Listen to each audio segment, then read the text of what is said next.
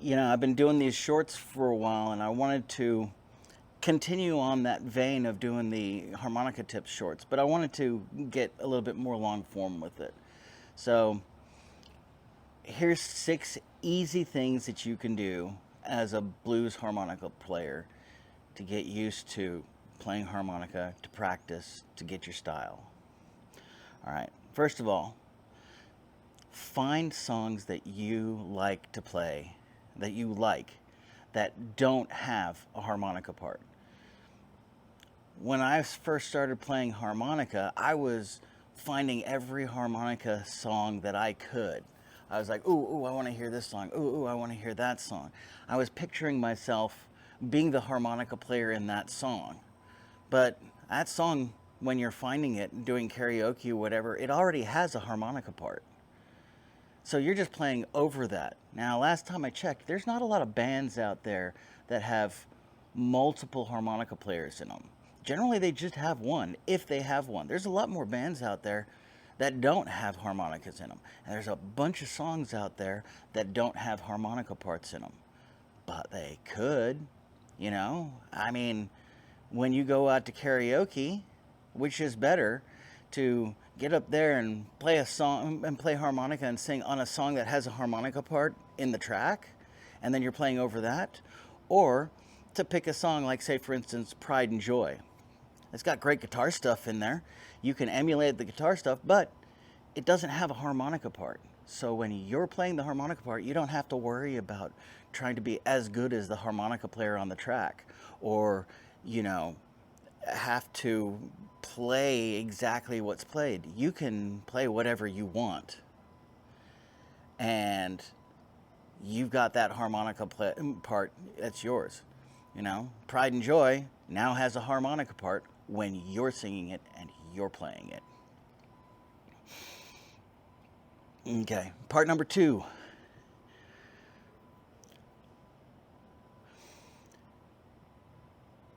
Make noise, not music. That sounds kind of weird, but what I mean by that is when you're playing the harmonica, when you're practicing, when you're doing your thing, okay, don't focus on making music. Focus on making noise and figuring out where that goes, figuring out what you're feeling. If you're doing weird harmonica chunks, okay, you're doing weird harmonica chunks. Does it sound cool? If yes, then do your weird harmonica chunks. Make noise. Don't try to make the perfect musical note. No, try to do the perfect solo.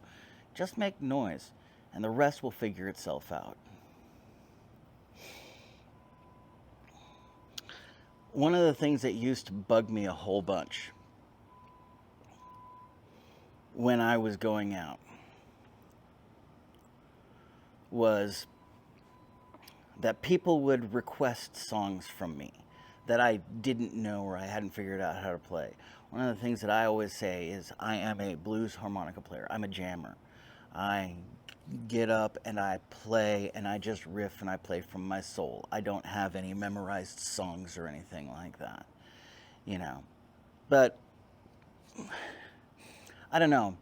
Part of me says, hey, that's just an excuse for you don't want to learn any songs or you get frustrated or whatever. I'm not saying learn how to do When the Saints Go Marching In because old people have asked you to play that 16 million times. But make note of it. If you're getting 16 million people asking you to play When the Saints Go Marching In, put it in the background. If you ever feel like learning a song, pull up your lists of songs that people have requested and pick one out that you like or that you get a lot of requests for and learn how to play it. There's a bunch of bands out there that know the starting part of Freebird because there's always somebody at a live event that yells, play Freebird. So you don't have to learn to play all of Freebird. If you do, that's a bonus. I like that. But you don't have to learn how to play Freebird. But yeah, it's cool when somebody asks you to play Freebird. So you start playing Freebird and then switch into something else or go on a break or whatever. You know, if people ask you, if people request a song, maybe it's an idea to at least take note of it.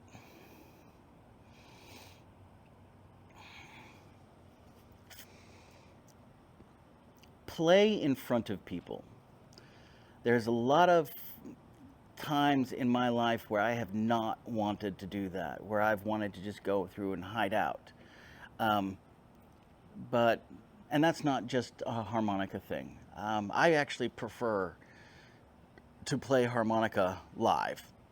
I prefer to go out and jam out someplace, to go to a live jam or go to karaoke or go to an open mic night. I much prefer doing those things rather than staying at home and, rather than staying at home and practicing. But that being said, um, don't be afraid to get in front of people. In fact, seek it out. It's a great way of building your esteem, your rapport with people. When you start playing, and you know, this is a great example. I've done it in open mic nights, I've done it at karaoke nights, I've done it at blues jams. When you get up there and you start playing and you just see the vibe from people, they're enjoying what you're doing, they're getting into it, yeah. When that's happening, you feel something. It changes something in you. You feel proud of what you're doing. You feel motivated to do it some more. You know, Sitting alone in a woodshed and practicing harmonica, that's great for technical stuff. But go out and do it in front of people. Which gets me to my next point. Learn to take compliments, even when you think you suck. Everybody's going to want to go out and people are either afraid to go out and play because they think they're going to suck, because in their head, they suck.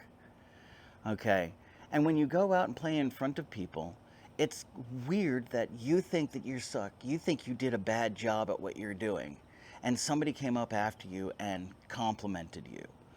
It creates a real mental discord. You're sitting there thinking to yourself, man, I sucked at that.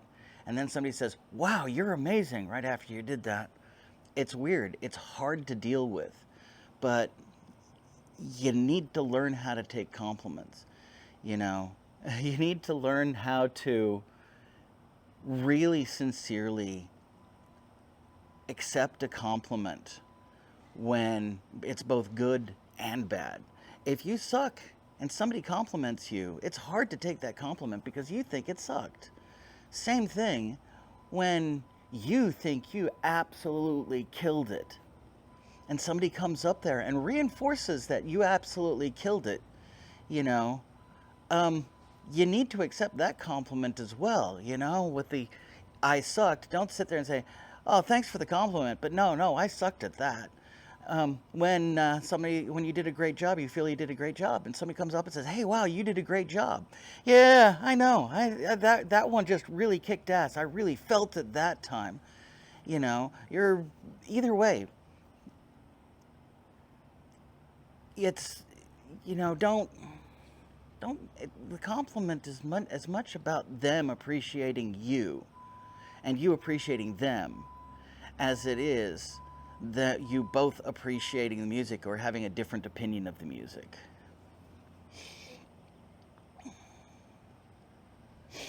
This one is both an easy one and a hard one. Okay. Figure out a favorite lick to play and play it to death. Play it until you hate it. Just do it. Play it over and over again.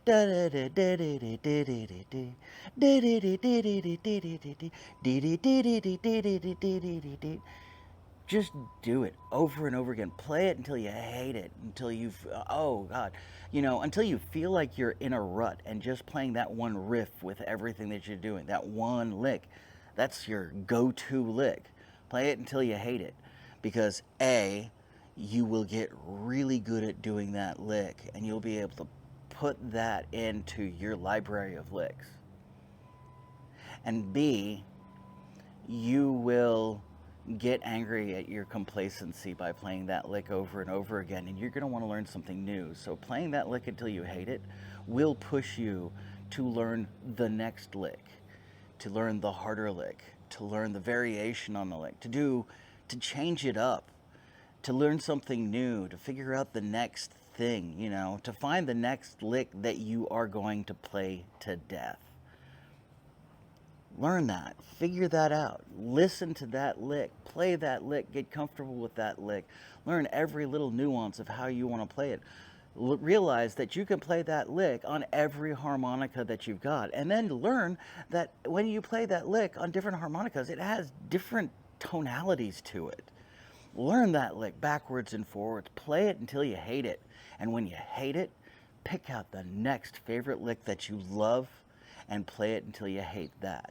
And then that goes in your library, And guess what? Once you get 3 or 4 of these licks, or even just 2 of them, when you're working on your second lick, what's going to happen? You're going to be playing your second lick, and boom, your first lick's just going to pop in there, And that may actually annoy you because, oh, the old lick's trying to jump back in and take control. Well, okay, do that, and then switch back over. Now you're getting yourself a call and response or something along those lines. Get comfortable with that. Don't try to always, okay, I kind of know this one, I'm going to go to the next one. Nah, play it to death. Play it to death. People will immediately hear that lick and think of you.